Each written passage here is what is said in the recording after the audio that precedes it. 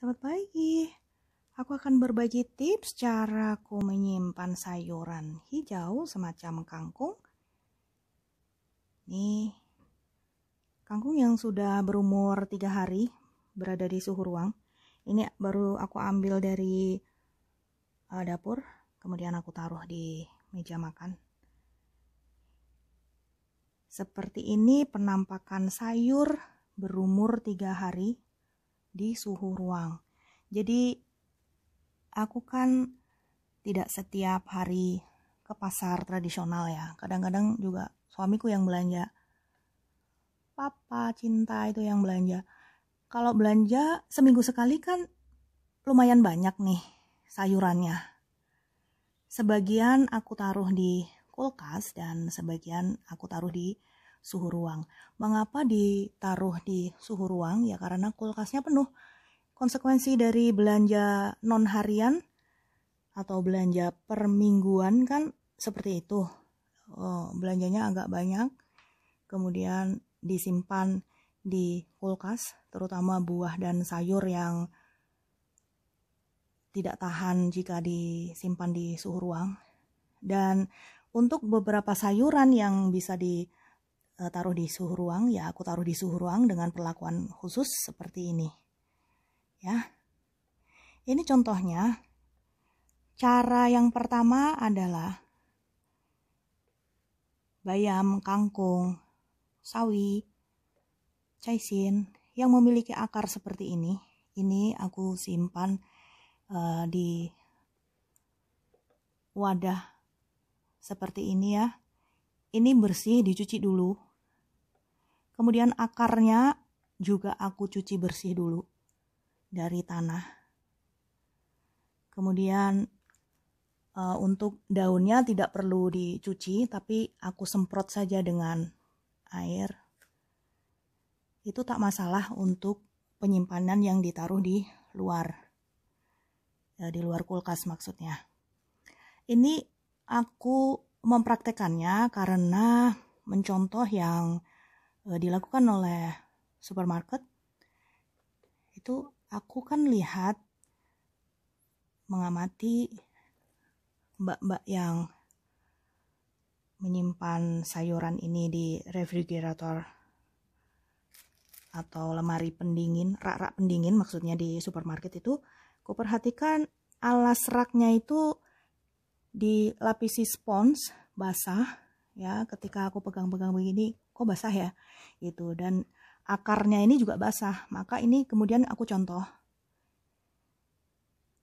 Tapi karena aku tidak menggunakan spons, aku menggunakan stoples seperti ini. Kemudian airnya ini aku taruh sedikit ya, sampai dengan akar saja airnya, tidak sampai mengenai batangnya. Karena kalau sampai mengenai batangnya dia bisa busuk. Jadi sampai akar saja. Kemudian aku menggunakan plastik. Ini pun aku mencontoh ala supermarket ya. Plastiknya tidak diikat rapat, tetapi beri ruang untuk sirkulasi udara.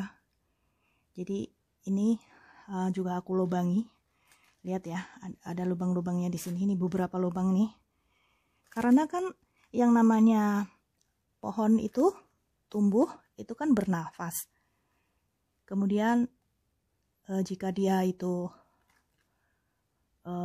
respirasi atau bernafas kan kadang juga beruap di dalam sini. Kalau kerodongnya ini tidak dilubangi, maka bisa saja nanti uapnya berubah menjadi tetesan embun. Kemudian membasahi daunnya, lalu membuat daunnya itu lanas sehingga dia membusuk. Tapi kalau misalnya tidak menggunakan plastik, daunnya itu akan cepat kering sehingga layu. Ini bisa dilihat ya, cantik sekali, ini masih segar. Jadi ketika aku taruh di wadah seperti ini, saat pertama kali beli, dia kan tidak segar seperti ini ya. Jadi daun-daunnya tuh lunglai. Tapi ketika direndam sama air, dia kemudian tegak seperti ini. Lihat ya, seperti dia tuh seperti tumbuh gitu loh.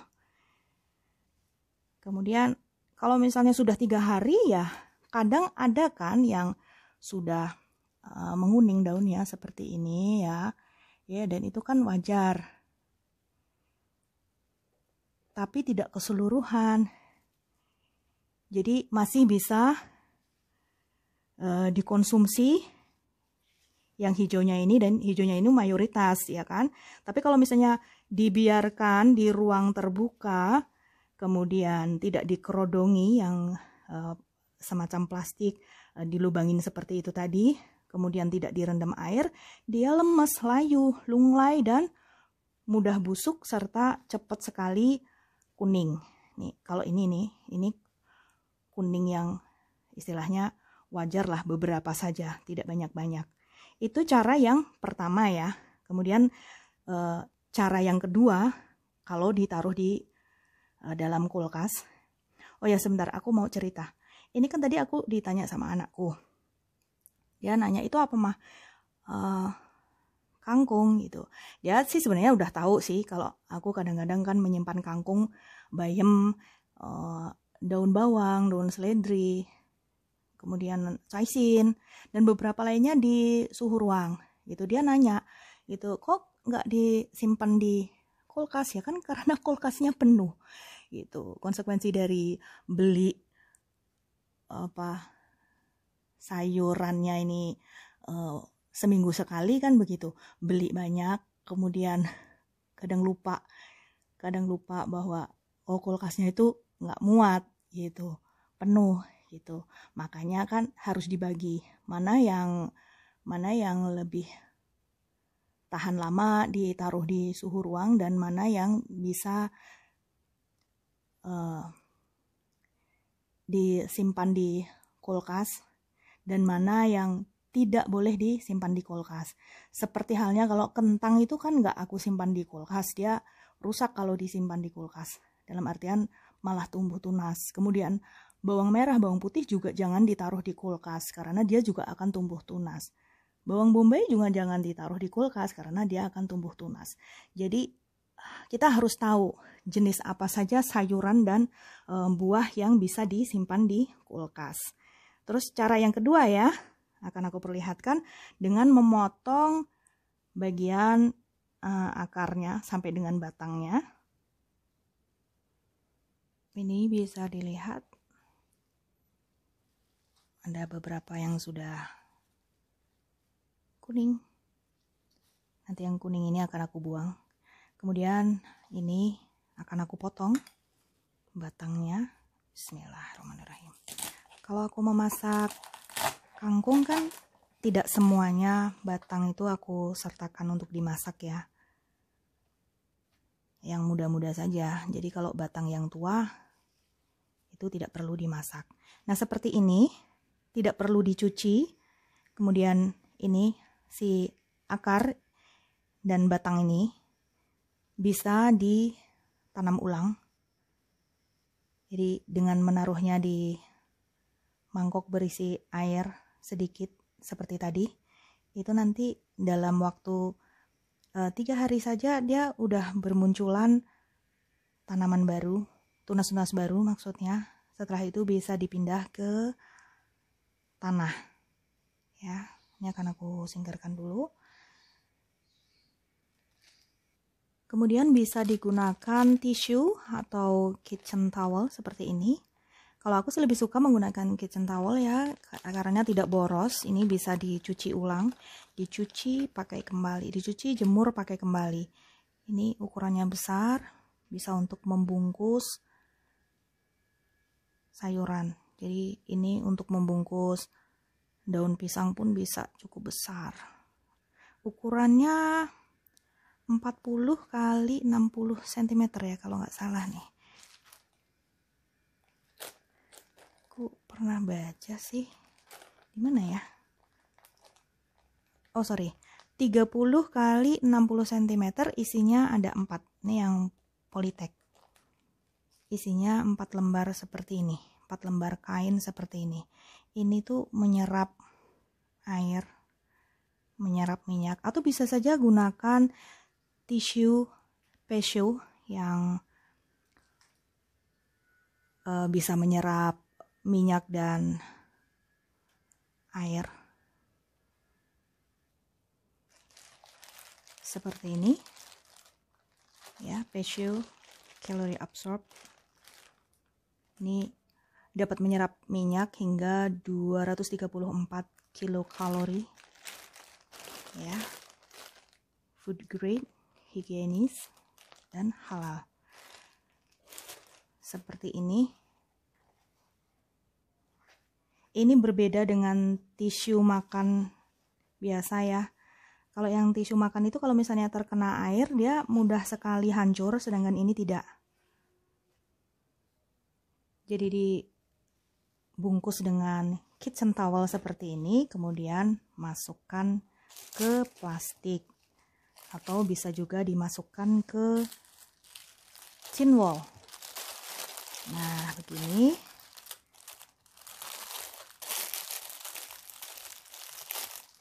Masukkan ke loker kulkas.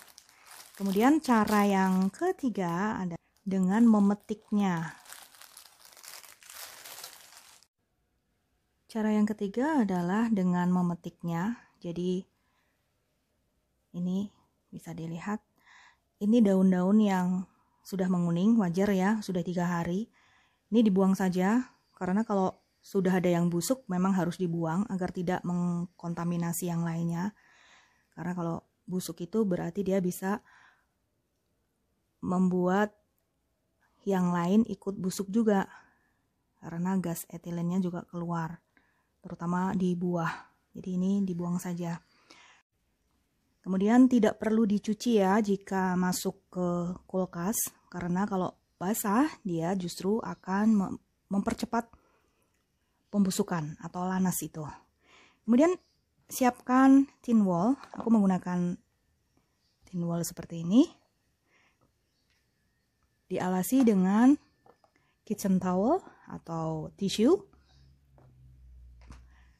Kemudian ini dipetik-petik sesuai dengan yang kita mau masak. Kalau aku sih batang yang keras tidak kusertakan ya, tidak kusertakan untuk dimasak, jadi sampai dengan segini saja. Jadi taunya kalau dia batangnya tua itu apa? Ketika dipencet ini keras. Kalau keras itu kan kurang enak nanti kalau dimakan. Jadi sampai dengan yang lunak saja yang dipotong. Kemudian cara memotongnya juga bukan begini, terus langsung dipotong begini, kres. Nanti tidak cantik hasil masakannya. Karena kan bisa saja kepotong di sini nih. Bisa saja kepotong di sini. Kan kurang bagus jadinya. Nah, memotongnya itu begini. Kalau ini aku diajarin ibuku dulu begitu. Jadi kan cantik nih. Kemudian memotongnya itu gunakan pisau. Dan begini saja, hanya untuk membantu. Hanya untuk membantu ya. Jadi potongannya cantik seperti ini.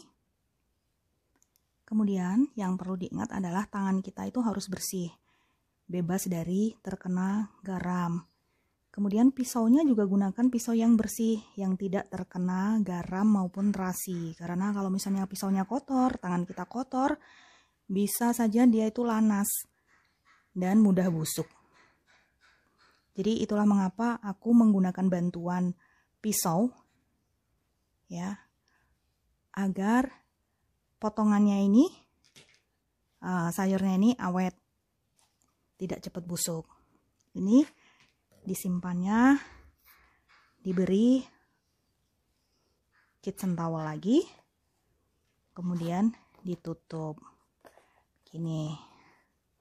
Nah, ini kulkasnya kan bisa rapi karena bisa disusun bertumpuk dan meminimalisir sampah plastik, karena kalau tin wall ini kan bisa didaur ulang ya, sedangkan plastik yang tadi aku pakai untuk membungkus yang di awal itu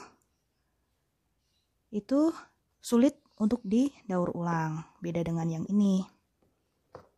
Setelah ini akan aku perlihatkan caraku mencuci kangkung.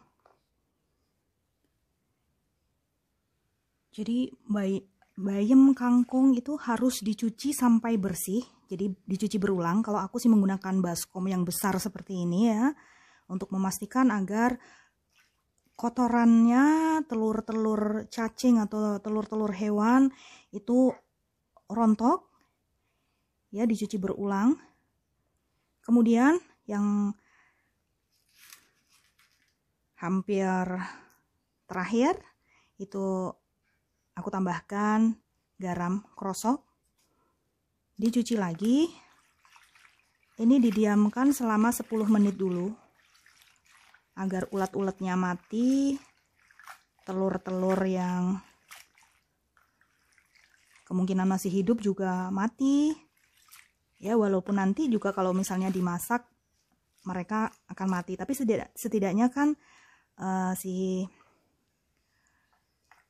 ulet-ulet itu sudah mati dulu gitu. Biasanya kan rontok karena kan ada kadang-kadang tuh ulet atau cacing yang kecil sekali seperti sehelai benang. Nah, sesudah itu baru dicuci lagi, kemudian ditiriskan sampai dengan benar-benar tiris, kemudian dimasak tumis. Kalau aku sih lebih suka ini dimasak tumis ya, tapi harus benar-benar tiris dulu. Untuk resep membuat tumisan kangkung yang tetap hijau, tidak berubah menjadi coklat warnanya, ada di postingan yang berbeda. Tumis kangkung judulnya. Oke ya, selamat mencoba. Bye.